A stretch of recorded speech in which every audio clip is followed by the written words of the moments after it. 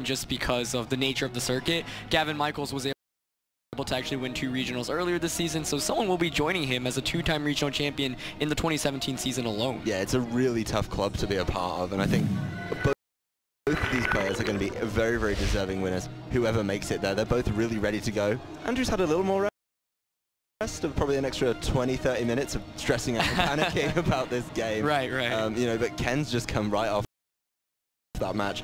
A little more comfortable in his game, I think. We are going to have another look at them. Andrew, regional champion right there down at the bottom from 2017. That was back in Dallas. Yes. That I was actually at. Got to see him win that one. He had a couple of the Pokemon on his team, the Araquanid in particular there. Yep. Gonna be wanting to add to that. He's real hungry for this. Yeah, absolutely. He's a player who really broke out last season, winning a regionals last season as well. So he has 2 regional titles under his belt. He could be adding a 3rd one with the win here. And he top Cup Worlds last year, but his opponent Ken, also someone who has had a lot of success, mainly on the regional level. He won the Philadelphia regionals earlier in the season. That was actually in the 2016 format, so I believe this is actually the first 2017 regional that he's cut in terms of the VGC 2017 format. But also getting top 8 at multiple different regionals, so someone who's also had experience on the regional level. Andrew's, you know, performed at Worlds, and so he has a little bit more, probably a little bit more best of 3 experience, but obviously Ken has shown that he has played really, really well, and it should be a really good finals. Oh no, it should be a very exciting finals. Both these players have had really rough roads to get here as well. I mean, Ken started off against that 6 Ultra Beast team, then played against Tyler, who'd taken down the #1 seed. That wasn't exactly an easy path. You know, Andrew as well didn't exactly get it easy. He had to play against Justin, his friend. That was a really exciting match that we got to open the day with. Then he had to play against Terry, who was just running hot, that #2 seed. Very, very solid matchup, but just interesting play that Justin was able to Andrew was able to capitalize on. Yeah. Speaking to him after his match, he looked nervous, dude. And to me, this is really exciting just because I think Andrew's team is actually one of my favorite teams that I've seen, and have loved watching him play. Are you a Tapu Bulu fanboy? It's more of how Andrew plays with the Pheromosa. You know, Pheromosa is just such a reckless Pokemon, but Andrew has just made it work constantly, whereas his opponent Ken running more maybe of a standard team in terms of composition. But I think we are going to go into team preview now. You do see both trainers, Andrew running the Arcanine, the Hariyama, Pheromosa, now you go Araquanid and Tapu Bulu, and he locks his in like within 5 seconds. Locks it in before you've even said the team. Yeah, and Ken going with the Tapu Koko, the Porygon, Garchomp, Arcanine, Tapu Fini, and Kartana. So I was like thinking a little bit about the matchup, and I feel like, you know, Andrew has went a lot with this Pheromosa now Eagle lead, and I feel like it'd be really good here. I can't see a problem with it. I'm looking at it thinking, all right, what does Pheromosa beat right here? Beats Porygon, does a number on Kartana, does a lot of damage to Garchomp and Arcanine. Yeah. Yeah, it doesn't like playing against the Tapu Koko or the Tapu Fini, but that's why he's got Nihilego. Exactly. It's just there to deal with them with Sludge Bombs. Yeah, so that lead combination in itself I think could be so deadly, and if you have Arcanine and Tapu Bulu in the back, like the Tapu Bulu covers the terrain option, Arcanine for Intimidate, like we've seen Andrew play with those 4 specifically really often, and it's worked out quite nicely. I think that's the 4th he's bought literally every game today. He hasn't switched it up. He has switched the order up a little bit. Right, he did see one game, he moved to the Nihilego with the Arcanine next to it. Yes. But apart from that, it's been the same 4. Again, he faces the same problem. He doesn't seem to be seeing it as a problem, but against 2 Tapu Pokemon on Ken's side, he's got to use his Tapu Bulu wisely. He keeps on doing it. His opponents keep letting him get it in at the right time. Yeah, so for Ken, like you could foreseeably, like all the Pokemon definitely have some viability in this matchup. Like Garchomp's pretty hard to bring because of the Pheromosa with Ice Beam, and then now you'll go with Hidden Power Ice. I think Tapu Koko might be a Pokemon that Ken would really want to play around, as well as that Kartana. We've seen how big Kartana can do and how well it can perform against Andrew's team if it's protected correctly in Tapu Koko, as we've seen, you know, Ken running a more defensively oriented one, and we actually do see that Tapu Koko and Kartana, so I think that's probably the most consistent lead option for him, and at least gives him some options. We actually don't see the Nihilego, but there's the Arcanine with the Pheromosa. I think in this instance, the Arcanine's probably a little bit more helpful. Yes. Both these Pokemon pressuring the Kartana, so with that knowledge, you know, he could look to do something to this Tapu Koko. We've seen the Tapu Koko is going to be locked into that timid nature. It's a bit of information he gives away right off the bat. But the way he's been playing it is definitely interesting. A lot of people moving between these sets right now, and that information is going to be important. Pheromosa is still going to be able to put pressure on it with something like a poison jab, though. Yes, absolutely. So Pheromosa, as Andrew like constantly leads with it because he just puts the offensive pressure on his side, right? And so Ken is playing kind of from behind, and he has to adapt to whatever lead that Andrew goes for. He's actually going to pull that switch into Tapu Fini. Doesn't want to take any fighting type attack from that Pheromosa. We've seen that fighting Z move all day. Really safe switch option, but we'll see if Andrew predicts this, and he doesn't waste that fighting Z move. So once again, excellent call there with Pheromosa, just conserving it, going for the U-turn into Tapu Koko. It's going to allow him to switch out, and I think it's really cool because when you see Pheromosa, you expect it to just go down in a hit, but Andrew specifically throughout this tournament has been playing so well with it, conserving it, bringing it out, protecting it at the right times, and really saving the late game for him. Tapu Bulu coming in right now.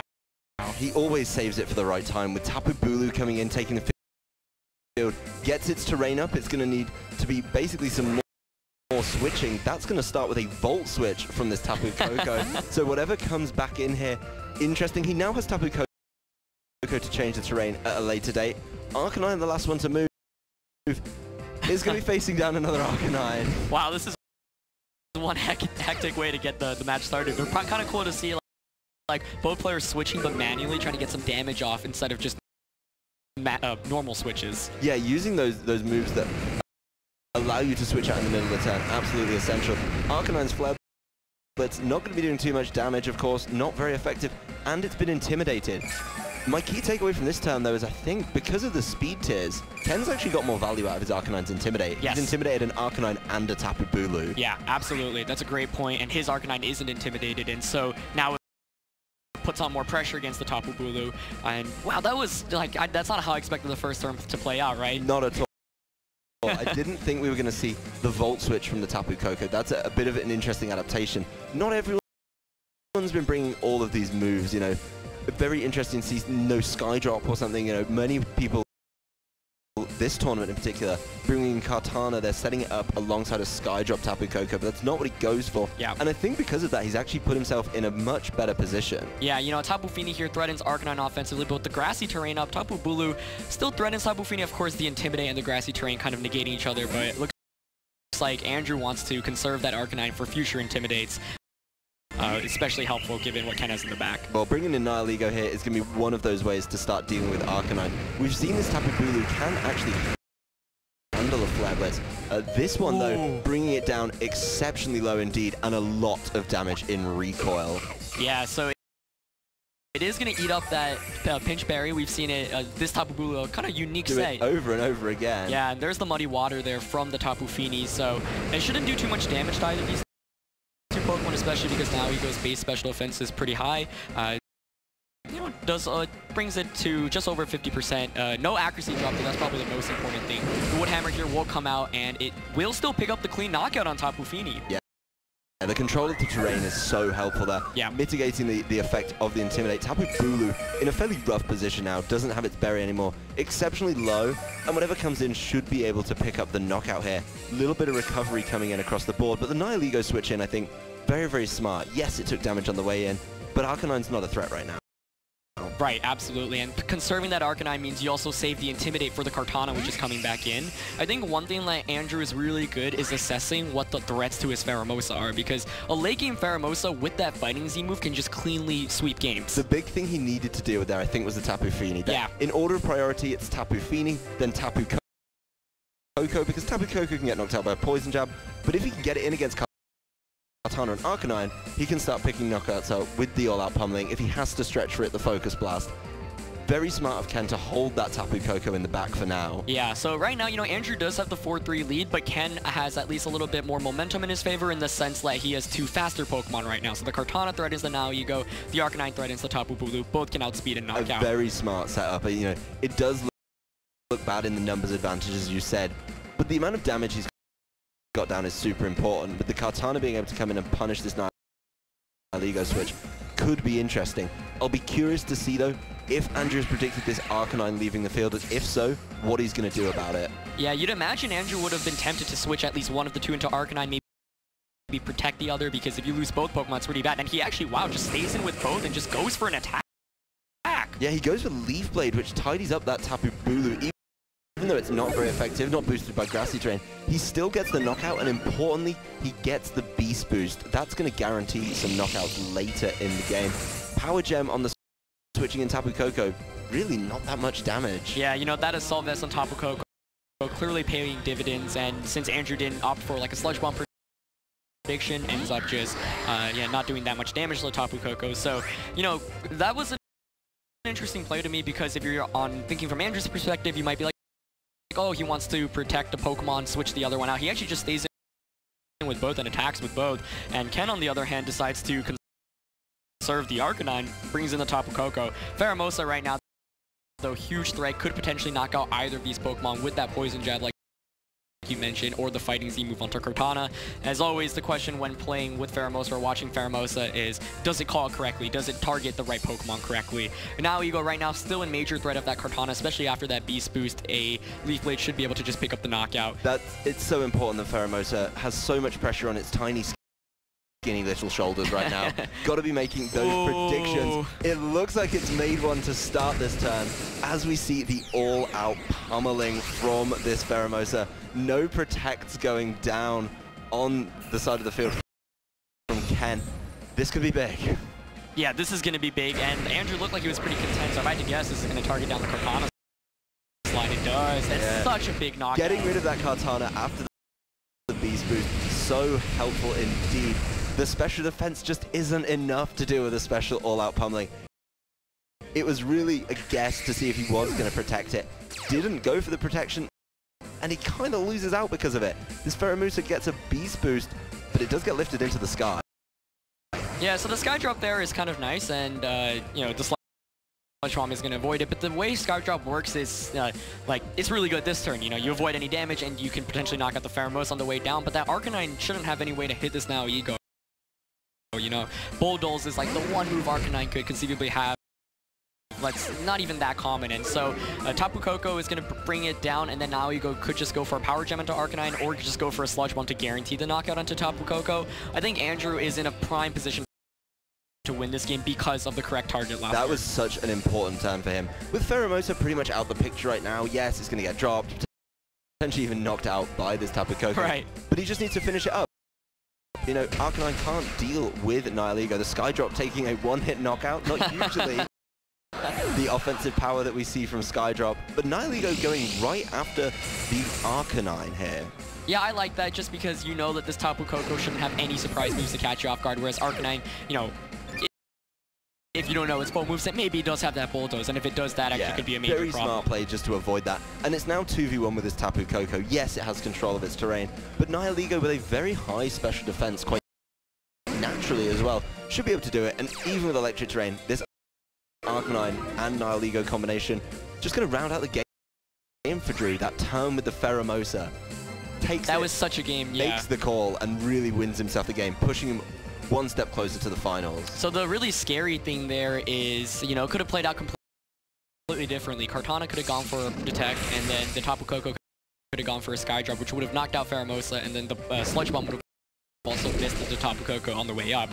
We do get the clean knockout, so Andrew Novak will win the first game 2-0, but I think what was really important in this game was that Andrew was able to assess that Tapu Fini, like you mentioned, was such a big threat just because of its bulk and because of its ability to, like, for example, against Pheromosa, Pheromosa is so frail, Moonblast from Tapu Fini will just knock you out, whereas Pheromosa can maybe at most do 50% of damage in return. Similarly, the Arcanine, you know, on Andrew's end, if you get rid of the Tapu Fini, Arcanine is just so much easier to switch in and out with. Yes, that was such a big thing. We see Drew there, even after that game, looking cool as a cucumber.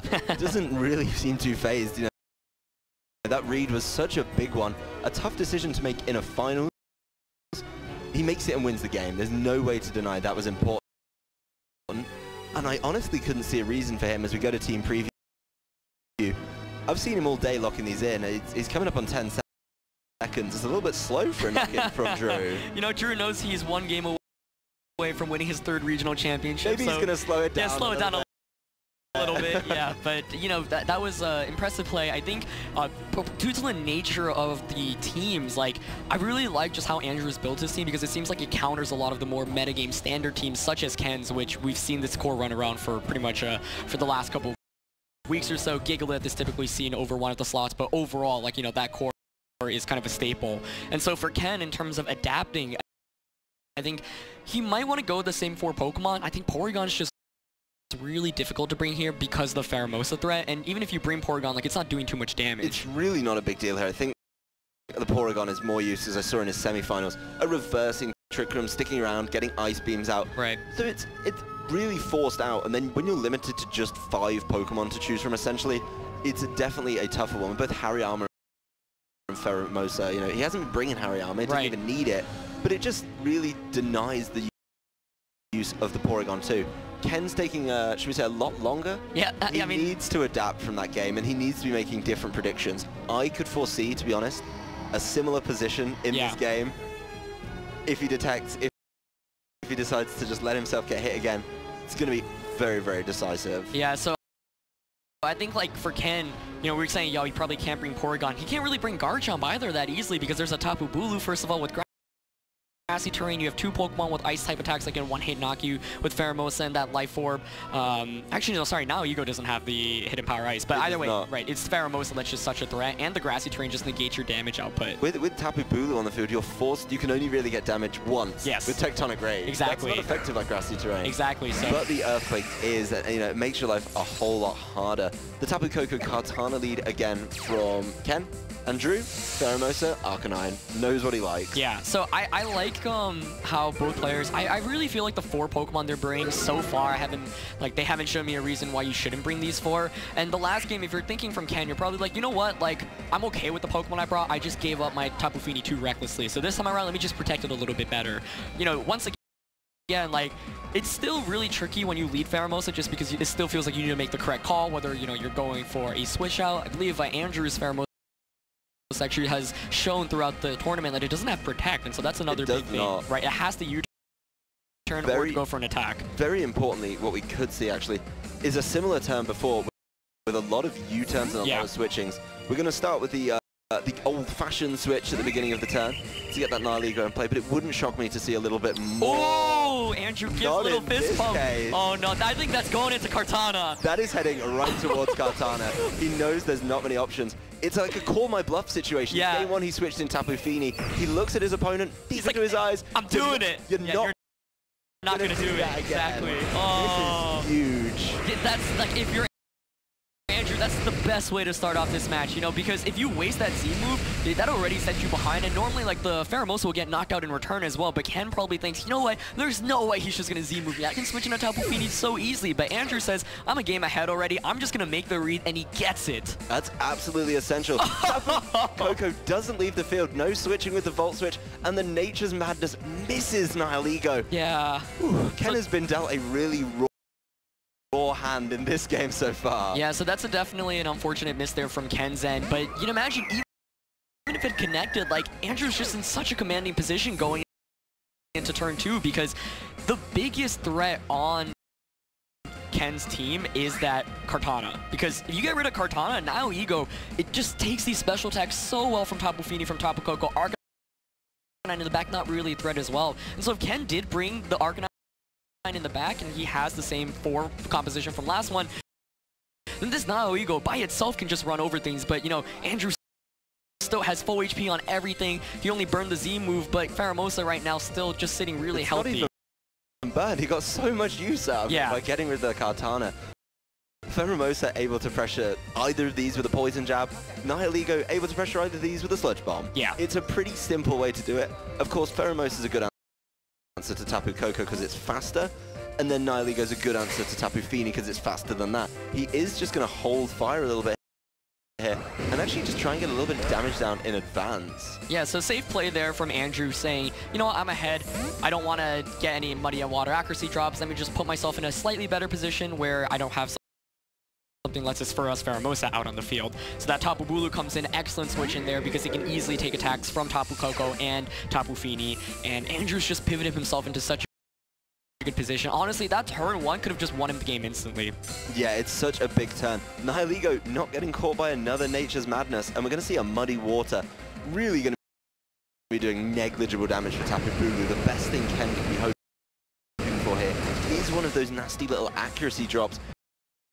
He is going to get it. That may open up a door for him. I'm not so sure if that's going to be enough to swing momentum back in his favor, but at least it's something. Right, it is.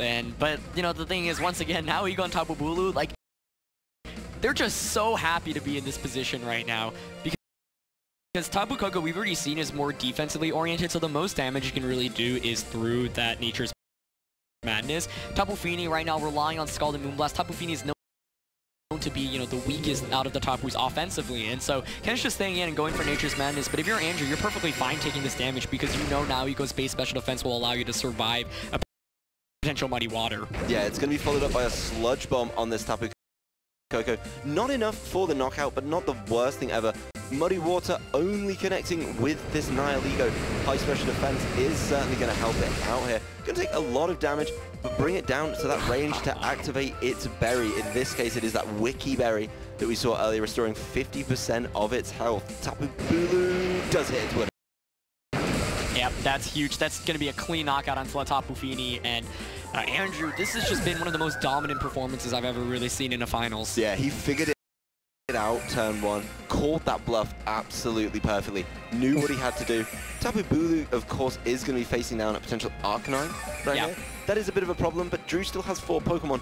One of them is that Pheromosa. It's been so important. A lot of players wrote it off. A lot of players wrote Tapu Bulu and Nihiligo off as well. And there's the Arcanine, yeah. But they don't seem to be doing too bad right now. Yeah, you know, Ken went with the same Pokemon, which I think was perfectly fine, but like both games, he just lost tools that were really important to him winning the match. Like both Kartana and Tapu Fini, probably the 2 more important members of the team in terms of offense, whereas, you know, Tapu Koko really doesn't do much damage, and it's supposed to help support the rest of the team. So now Andrew has that 4-2 lead, and this Nihiligo honestly could solo through the Koko and the Arcanine by itself. It really could. Ken's going to forfeit, and Andrew Nowak is a 3-time regional champion. He is going to take home the Madison Regional Championships, and that's his 2nd regionals win of this season alone, his 3rd one in the last 2 years. Yeah, he's gone 1 right at the beginning of the calendar year, and then right at the end of the kind of season year, he's going to be going towards Nationals and Worlds.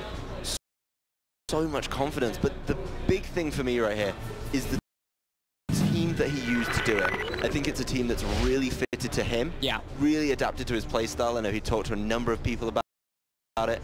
And Pokemon that haven't had that breakout performance, Tapu Bulu, Nihiligo. Yes, Nihiligo has taken a regional just last week, but overall, you know, Tapu Bulu was really written off. A lot of people didn't like Pheromosa. Clearly it works, and I think with the way the format was coming into this event, it was such a great call. Yeah, absolutely. But I think, you know, Ken deserves a ton of credit too. Oh, of course. You know, he's won a regionals to make it to a finals of, you know, even to make the finals of 2 regionals, even to top cut multiple regionals in a season. Like, that in itself is an accomplishment.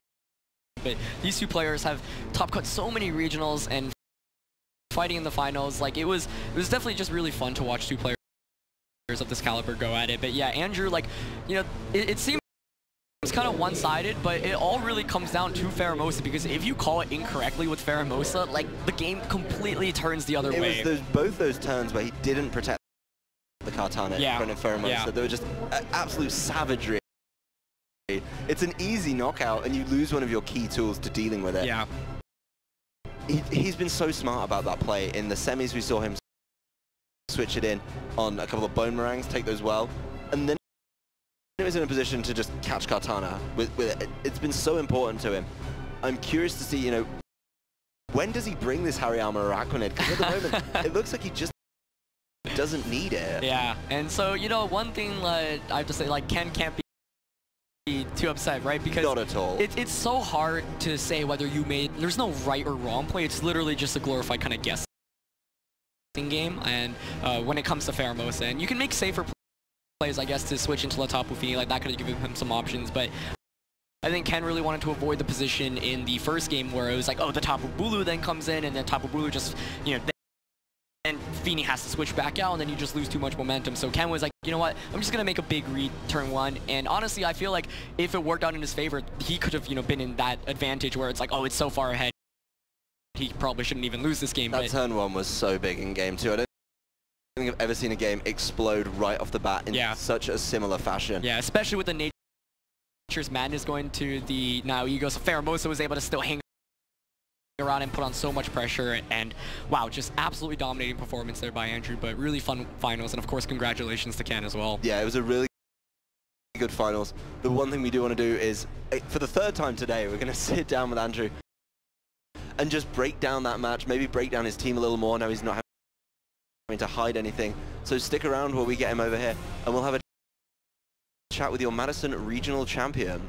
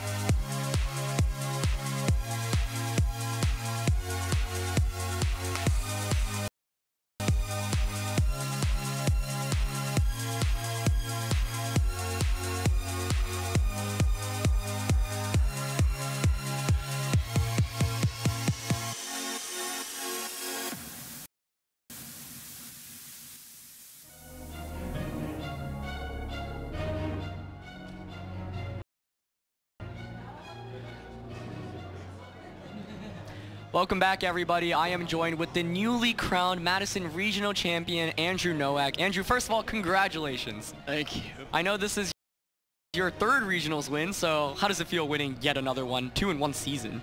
I mean, it feels really good. I was talking to Ken, like, well, one of us is going to be up there with Gavin, and I like to consider myself I have a little grudge with Gavin. So it feels really good to be able to match him. So yeah, I'm more excited about this one than all the other ones. Definitely. And with that, like, how many championship points are you? Are you in the top 8 of North America? With that win, I am at, okay, they didn't give me 5 points for a midseason, so once I get my 5 points, I'll be at 795. Okay.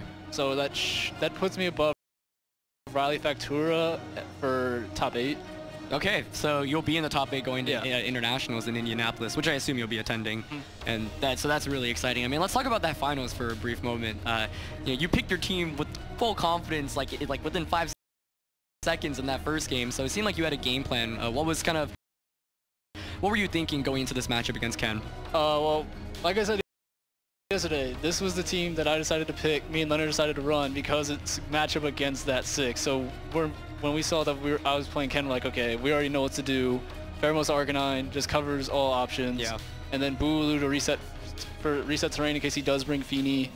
And then just Nihilego, because Nihilego cleans up literally everything on that team once I get rid of Kartana. So that makes a ton of sense. I think one thing that me and Adam were talking about was just like your huge decisions to when to go for the Fighting Z move with Pheromosa. So is it like nerve-wracking using a Pokemon like Pheromosa, because it always feels like, oh, if you call it incorrectly, you just get knocked out in return? Most definitely, yeah, because it's like that. It's like, it's the most 50-50 in the format, I feel. Yeah. But I've played that situation so many times where they're always going to switch out most of the time with Kartana to dodge that Z move. But I knew, like, because I didn't go for it game 1, I knew, all right, he's probably gonna think he has a free side. He's probably thinking I'm just going for U-turn. He gets a free sub or something. So I'm not even gonna risk it. I'm just gonna KO Kartana. So It worked out, yeah. And I think just in general, like the team composition, I'm sure you talked about it a little bit throughout your interviews, but to me, this is one of the coolest teams. Like, it's really fun to watch, and it just has so many cool tricks up its sleeve. So how did you really come about building this team and using it for this tournament? I mean, like I said, Tommy gave it to me, and like so I used it at Utah, like I said, and I liked it then, but me and Leonard felt that there were some shaky matchups with what we had there, so we adjusted some stuff. Like, one of the things was the Bloom Doom and Z-Move Kartana. I was running around, we're like, oh my goodness, like normally if it's Sash, it's like not a big deal for Nihilego, so we're like, okay, we got to deal with the Z-Move Kartana. So Faramosa was Sash at one point, so we're like, well, we can just Oko through Kartana through Detect. So let's just run Z-Focus Blast and just run mixed. So then Hariyama was for Ducks, in case I did see Ducks I could fake out and get a Trick Room up. Then Bulu I felt was really underrated, especially because all the Feeny Coco stuff is running around. Yeah. So, and it provided a lot of good terrain support for the rest of the team. Like, that showed in game 3 against Terry when I was able to get the Bloom Doom Coco onto my Arcanine. Yeah. So, I don't know. Really liked it. Really inspiring stuff, man. I think one other thing I wanted to ask you about is you're still, you know, kind of newer to the scene in the sense that, like, last year you just, like, really broke out, won regionals, top cut worlds, and here you are, you know, winning 3 regionals in the last 2 years. So, like, do you have any words of advice to the people who are out there listening?